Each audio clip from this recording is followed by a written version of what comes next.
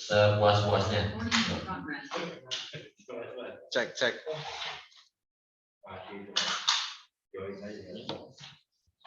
Assalamualaikum warahmatullahi wabarakatuh. Waalaikumsalam.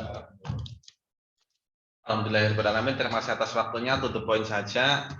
Saya akan menyetelkan sebuah tayangan. Nah, ini pengantar. Barangkali pernah nonton dulu.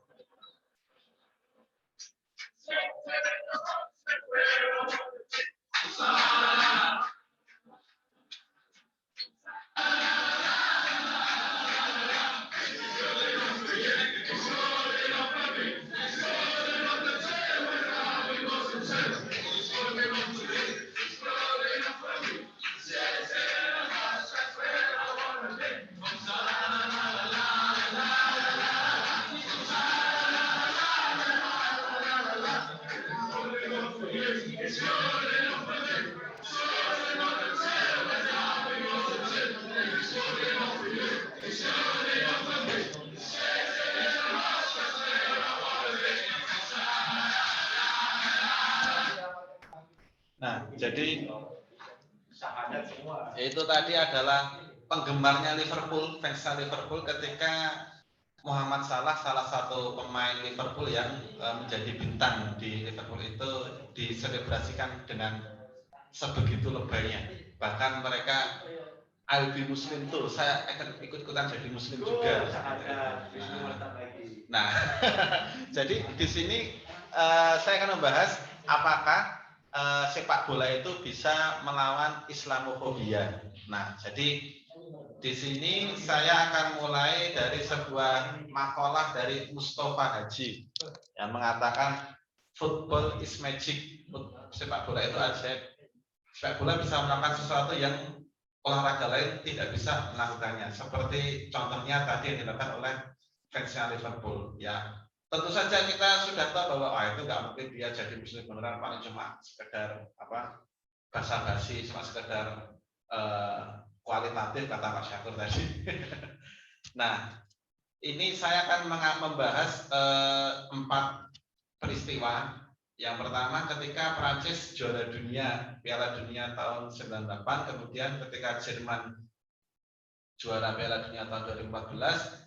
Lalu ketika Prancis juara dunia tahun 2018 dan Liverpool ketika juara Champions League pada 2019. Kenapa seperti ini? Karena masing-masing negara ini ketika menjuara ini ada tokoh pemain Muslim yang berperan signifikan. Nah, siapa saja itu? Yang pertama di Prancis tahun 98 itu ada Zinedine Zidane. Dia menjadi pemain kunci, pemain bintang, bahkan pada tahun itu juga dia mendapatkan Ballon d'Or, jadi gelar pemain terbaik dunia. Nah, padahal Zinedine Zidane itu meskipun bermain untuk Prancis, tapi dia seorang Muslim keturunan Aljazair, Algeria gitu ya. Tahun 96 Prancis juara Euro, 98 Piala Dunia, 2000 juara Euro. Kemudian tahun 2014 di Jerman ada Mesut Ozil yang mengantar Jerman juara Piala Dunia, yang dimana selama 5 tahun berturut-turut, poin 5 tahun itu di Jerman, Mesut Ozil itu menjadi pemain terbaik Jerman selama 5 tahun. Kemudian tahun 2018 ada Prancis yang menjadi juara dunia, yang salah satu tokoh utama itu N'Golo Kante, yang kemarin juga belum lama juara Liga Champions lagi bersama Liverpool, Chelsea tahun 2021. Nah, meskipun Prancis ini juga banyak pemain bintangnya yang Muslim juga, selain N'Golo Kante ada Paul Pogba, ada siapa lagi? Ya, Muslim juga. Kemudian yang terbaru yang saya bahas di sini yaitu Muhammad Salah pada tahun 2019 berhasil mengantar Liverpool juara Liga Champions, dan tahun 2000 juara Premier League setelah puluhan tahun tidak juara. Nah, kata Eric Cantona, kamu boleh ganti istri, ganti agama, tapi jangan pernah mengganti klub favoritmu. Masya Allah. Rawahu siapa rawahunya? Eric Cantona. Oh, Eric Cantona. Bukan saya. Nah, pertama saya akan membahas dari yang Prancis tadi, juara dunia tahun 1998 ya. Ini saya ambil datanya dari fra.europa.eu. Jadi saya sebenarnya ingin mencari data tentang Islamofobia, tetapi saya dapatnya data tentang rasisme, xenofobia, dan antisemitisme. Di sini bisa kita, mohon maaf itu kekecilan ya, saya nggak tahu cara membesarkannya. Jadi pada yang landai ini adalah tahun 98. Jadi angka rasisme, xenofobia, dan antisemitisme itu turun pada tahun 98, 99 juga masih turun. Jadi polanya ketika Prancis menjuarai Piala Dunia itu trennya turun. Nah, anehnya adalah tahun 2000 meskipun Prancis juara Euro tetapi ternyata angkanya naik. 2002 juga naik lagi. Nah, ini nanti akan kita analisis lebih lanjut. Jadi secara umum kita bisa mengatakan bahwa Piala Dunia berhasil mengantarkan Prancis semakin toleran, semakin menurun angka hate speech-nya dan sebagainya. Nah, kemudian setelah tadi di Prancis, ini kemudian di Jerman. Di Jerman itu datanya juga sama. 2014 Jerman juara Piala Dunia, angkanya menurun dari 4.000 jadi 3.000. Jadi 3.000 lagi. Nah, jadi Jerman Piala Dunia, di sana tokoh muslimnya ada Mesut Ozil, ada siapa lagi ya muslim di Jerman Pak itu? Siapa? Ada, nggak cuma Mesut Ozil, tapi tokoh yang sentral ya salah satunya adalah Mesut Ozil. Meskipun gelar pemain terbaiknya di Piala Dunia itu bukan Mesut Ozil, tapi Toni Kroos kalau nggak salah. Finalnya sama apa itu? Jerman sama Argentina. Yang gol penentunya itu siapa itu? Babak tambahan itu pokoknya. Nah, ini kita lihat tahun 2014 angkanya turun. Nah, ini lebih spesifik datanya, itu hate crime dan Islamofobia. Kemudian di Prancis, ketika Prancis juara Piala Dunia tahun 2018, nah ini ternyata angkanya tidak turun. Angkanya 2017 itu turun, 2016 naik lagi. Nah, 2019 tambah naik lagi. Nah, ini kenapa nanti akan kita bahas lagi. Jadi Piala Dunia tahun 2018 di mana Prancis juara, yang di situ ada N'Golo Kante, Paul Pogba dan sebagainya, tidak berhasil menurunkan angka hate crime dan Islamofobia pada tahun 2018. Kemudian, nah ini yang tadi Muhammad Salah ya, yang berhasil mengantarkan Liverpool juara Liga Champions. Kita lihat tahun 2018 itu angkanya naik dari 2016. Jadi tidak turun, makin naik tahun 2018. Tahun 2019 baru agak turun. Nah, nanti ini juga ada pembahasan lebih lanjut. Nah, meskipun di Inggris tadi Muhammad Salah tidak berhasil menurunkan Islamofobia dan hate crime, tetapi di kota Merseyside-nya, yaitu di kota Liverpool-nya, ternyata ada penurunan. Nah, di sini disebutkan bahwa ketika tahun 2017 Muhammad Salah bergabung dengan Liverpool, angka hate crime itu menurun 16%. Nah, jadi apakah pemicunya salah? Wallahu a'lam. Tetapi di situ data menunjukkan seperti itu. Kemudian tweet atau cuitan-cuitan pada Twitter yang menunjukkan kecenderungan anti-Muslim itu juga menjadi menurun. Setengah dari apa yang diprediksi sebelumnya. Nah, ini juga apakah peran dari Muhammad Salah ya? Bisa jadi iya. Kemudian penelitian juga dilakukan dengan survei terhadap 8.000 fans Liverpool untuk mencari tahu apakah Islam itu kehadiran Salah itu sebagai seorang Muslim itu sesuai enggak, atau Islam itu bertentangan enggak dengan nilai-nilai di British di Inggris itu. Nah, hasilnya adalah ternyata kehadiran Muhammad Salah itu berhasil menurunkan angka itu. Jadi semakin rendah clash antara nilai-nilai Islam dan nilai-nilai British. Nah, seperti ini datanya. Jadi tahun 2017 mulai menurun, yaitu Islam clashes with British values. Apakah nilai-nilai Islam itu bertentangan dengan nilai-nilai British? Ternyata setelah tahun 2007 itu makin menurun angka itu. Nah, kita akan membahas dari pertama parasocial interaction theory. Yang pertama definisinya adalah parasocial interaction itu adalah komunikasi atau hubungan satu arah, yaitu di mana satu orang mengetahui atau mengenali orang lain dengan sangat detail, dengan mendetail kepribadiannya, identitasnya, tetapi yang satunya tidak kenal sama sekali dengan si penggemarnya itu. Nah, kenapa kok dia bisa menggemari orang itu? Ada 3 hal, yaitu yang pertama, mohon aku tutupan. Yang pertama tes attraction, yaitu ketertarikan karena tugas. Misalnya seseorang suka sama Muhammad Salah karena memang Muhammad Salah itu melakukan tugasnya sebagai pemain bola dengan baik.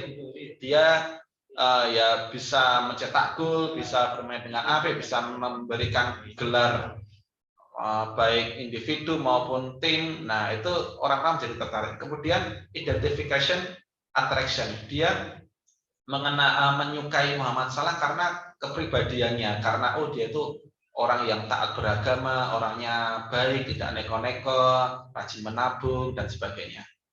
Nah, kemudian romantic attraction, ini ketertarikan seksual. Biasanya Muhammad Salah itu gagah, brewokan, seksi dan sebagainya. Nah, itu bentuk-bentuk ketertarikan yang menjadikan orang menjalin parasocial interaction. Nah, dari sini kita bisa menganalisis bahwa para pemain bola itu nggak bisa serta-merta menjalin atau mengangkat negaranya, timnya untuk menurunkan Islamofobia. Misalnya ada pemain yang dia Muslim, tapi dia sendiri bukan Muslim yang taat. Misalnya kita sebut merek, siapa Pak Fan? Pemain Muslim yang tapi yang nggak taat.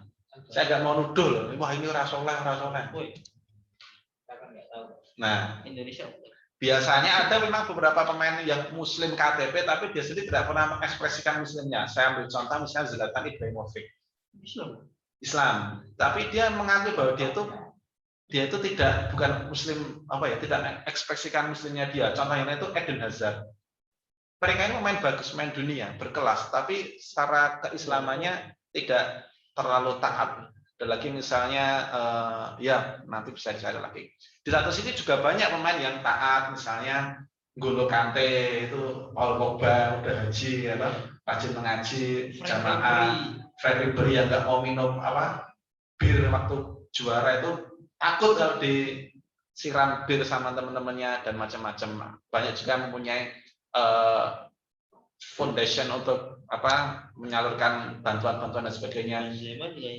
Ya, kemudian ada juga ya Muslimnya taat, tetapi dia main bolanya biasa aja, nggak bisa, yang dia nggak mungkin nanti menjadikan parasocial interaction theory ini. Atau dia pemainnya bagus, kemudian kepribadiannya baik, tapi nggak seksi, nggak ganteng, Pak Syakur misalnya.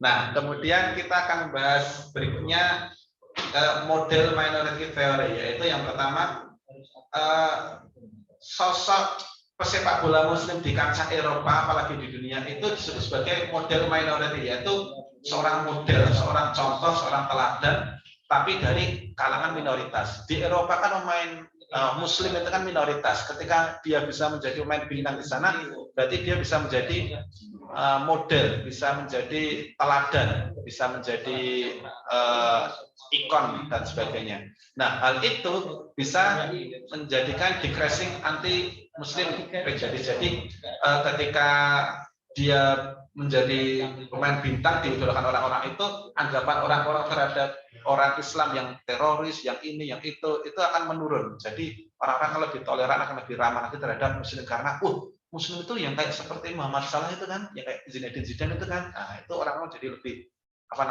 positif. Kemudian model minority and conversion.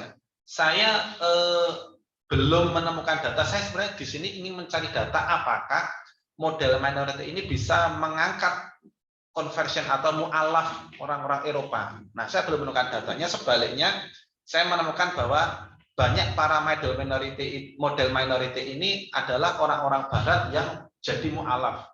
kemudian mereka menjadi model minority ini. Jadi ini menarik untuk nanti menjadi proposal penelitian kolaborasi internasional ya. Amin, amin.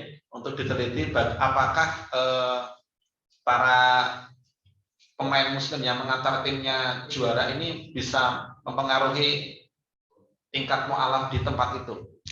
Kemudian myth of the model minority. Nah, jadi model minoritas ini ada apa namanya? Ada mitos yang menarik antara dunia Eropa dengan dunia Amerika. Di sini risetnya dilakukan oleh peneliti di Amerika ya, meneliti tentang orang-orang Asia di Amerika. Nah, ternyata hasilnya berbeda ya antara Eropa dan Amerika. Seperti apa? Nah, ini sekedar selingan N'Golo Kante, mampukah dia menurunkan Islamophobia di London ya? Karena kebetulan N'Golo Kante ini pemain man of the match juga ketika final kemarin, ketika semifinal juga 2 kali man of the match. Dia juga Islamnya tidak perlu dipertanyakan lagi, solehnya Masya Allah, sudah sederhananya banget, pokoknya komplit ini lah N'Golo Kante. Nah, kita kembali ke model minority tadi. Jadi ternyata di Eropa sama di Amerika itu beda. Kalau di Amerika, seorang model minority, orang minoritas yang menjadi apa namanya, sukses di Amerika, orang misalnya Pak Farhan di Amerika jadi orang sukses, itu malah semakin bahaya Pak Farhan. Karena nanti mengundang orang-orang native di sana itu iri. Wah, kok malah dia yang sukses, kok malah dia yang sehingga menimbulkan kecemburuan, menimbulkan apa namanya iri hati, dengki dan sebagainya. Akhirnya terjadi hal-hal yang tidak diinginkan, Pak. Nah, jadi kalau di Amerika seperti itu, karena orang Asia di sana itu kan terkenal sebagai, di sini kan ada 3 kriteria, itu hardworking, pekerja keras, cerdas, intelijen, dan ambisius. Nah, jadi orang Asia atau ya model minority ketika berkarir di Amerika, yang mereka bakal mengadu nasib benar-benar di situ, karena mereka mempertaruhkan hidup, mempertaruhkan nyawa di sana dan harus sukses sekalian. Kalau orang Amerika enggak. Nah, akhirnya ketika orang Asia sukses menjadi orang Amerika ini iri, wah kok malah dia yang sukses, kok malah dia yang dapat jabatan ini, kok malah dapat dia yang dapat ini, itu dapat itu, sehingga nanti padahal di Eropa sebaliknya. Di Eropa kalau ada orang minoritas yang sukses itu malah menjadi representasi bahwa oh ternyata orang Islam itu gini, misalnya orang Islam sukses. Misalnya ada orang India yang sukses itu oh ternyata orang India itu begini. Jadi menjadi representasi yang bagus. Tapi di sini ada kekurangan juga model minority ini, yaitu ketika seseorang sudah dikatakan sukses gitu ya, nanti distribusi bantuan menjadi tidak merata. Misalnya ada orang imigran dari India yang sukses di Inggris, lalu nanti akan menjadi stereotip bahwa oh orang India itu orangnya sukses-sukses, jadi nggak perlu kita kasih bantuan. Oh orang Cina tuh orangnya sukses-sukses, nggak usah kita kasih bantuan. Padahal itu cuma beberapa persen saja. Akhirnya yang dikritisi dari model minority adalah nanti distribusi bantuan dari negara tidak bisa nyambut tertasarufkan dengan baik. Nah, jadi itu tentang model minority. Kita untuk penutup kita akan membahas sedikit tentang Prancis tadi. Kenapa kok Prancis tahun 98 tadi angka kriminalnya menurun, tetapi 2000 naik lagi? Ternyata karena tahun 2000 dan mulai tahun 2000 itu mulai panas-panasnya konflik Israel dan Palestina. Nah, di situ kan ada angka antisemitisme. Jadi ketika konflik Israel dan Palestina itu membuat orang-orang Prancis semakin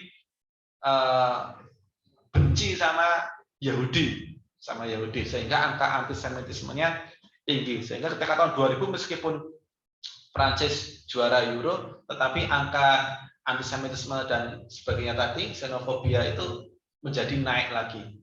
Kemudian tahun 2018 ketika Prancis juara dunia, kenapa kok angkanya nggak turun? Ternyata karena banyak konflik internal sendiri di Prancis. Misalnya ada Charlie Hebdo yang heboh kemarin, kemudian di Prancis sendiri pemain-pemain muslim tidak menjadi bintang, ketika itu yang menjadi bintang malah Antoine Griezmann seperti itu.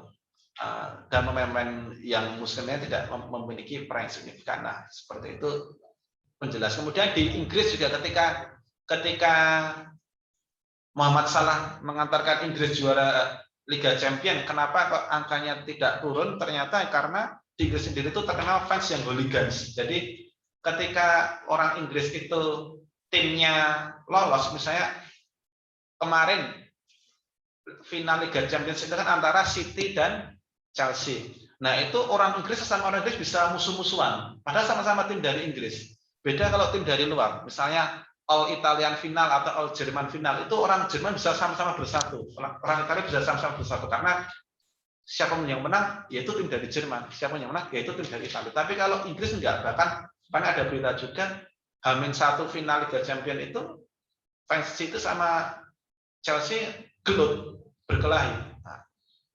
Nah itu hal-hal seperti itu susah untuk menjadi modal sebuah negara juara Piala Dunia seperti Inggris yang hooligansnya kuat. Beda sama Spanyol misalnya, meskipun Spanyol itu kubu antara Catalunya dan kubu ibu kota itu sangat kuat, tapi ketika sudah bergabung ke tim nasional, mereka bisa melebur menjadi satu, bisa mengantarkan Spanyol menjadi juara dunia. Mungkin itu saja bisa saya sampaikan, semoga bermanfaat. Assalamualaikum warahmatullahi wabarakatuh. Waalaikumsalam warahmatullahi wabarakatuh.